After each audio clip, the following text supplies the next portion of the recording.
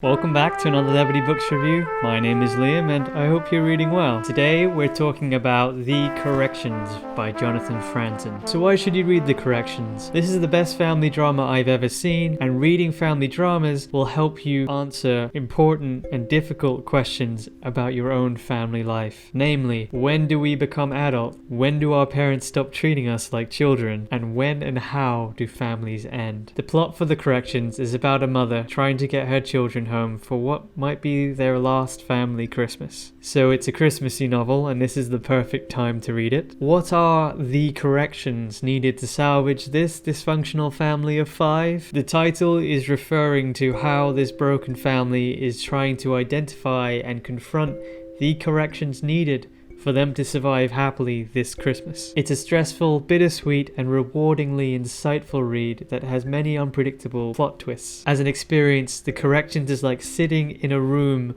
of an inescapable, unpredictable argument where you can see everyone's point of view, and if you have high blood pressure, you should probably avoid this. Jonathan Franzen excels in writing perfectly crafted, realistic dialogue, so there's a lot to get out of reading this, but the book asks you to tolerate that most of the characters are flawed and are in denial about their flaws. I struggled with the 12-page introduction twice, but the book works in these waves of engagement. By the first 70 pages, you're really going to be enjoying it. Even Oprah agrees with me. The people who don't like The Corrections as a whole at least like the first chapters, so it's worth trying for that much alone. In 2005, Ben Marcus famously criticized Jonathan Franzen's writing style in The Corrections, saying that Franzen was playing it safe, playing to the audience, and criticizing experimental writers who are really pushing the bounds of what literature can do. As you can guess, I contest Marcus's claim, and in this review, without spoilers, I'm going to show you why this book is experimental literature at a very subtle level that works in a way that's still highly enjoyable.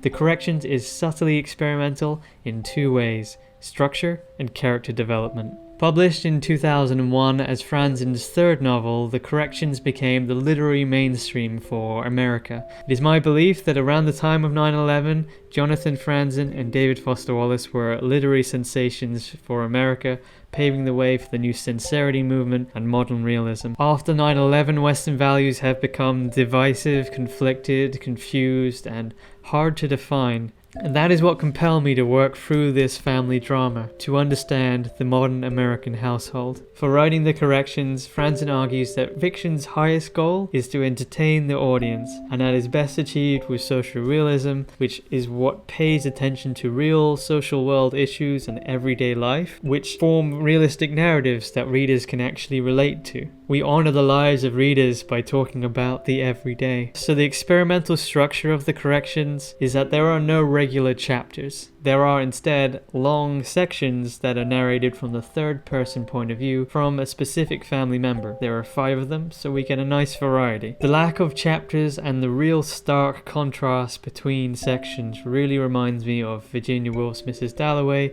which in itself was innovative of modernist fiction. This isn't a return to modernism, this is remodernism. The book's context is the family, so we're seeing each of the family members in comparison to each other. Every character is covered fairly and equally in a very set pattern, which is like how they're at the dinner table, being served in order to serve the story. The fact that the introduction is the only section where the narrator is split between 2 characters is the biggest hint that the corrections, whatever they are, might involve the parents. Character development is also experimental in The Corrections. Franzen writes only the negative, unlikable characteristics of each of the characters when they're talking about themselves, and they seem to be unaware of their own flaws. But when each of the family members looks at another family member, they see them much more honorably than members see themselves. Characters in these books are worse than they appear. It contrasts with David Foster Wallace or other realists who try to show that there's good in all of us fighting against the problems. Franzen instead says that there's bad in all of us, but the good is only what other people see. And amazingly, no character transformations happen in this big book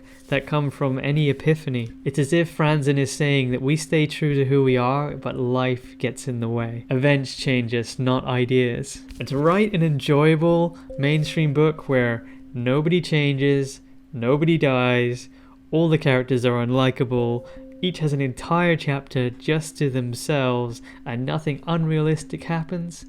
That's a really hard thing to do. That's an extremely impressive feat for fiction.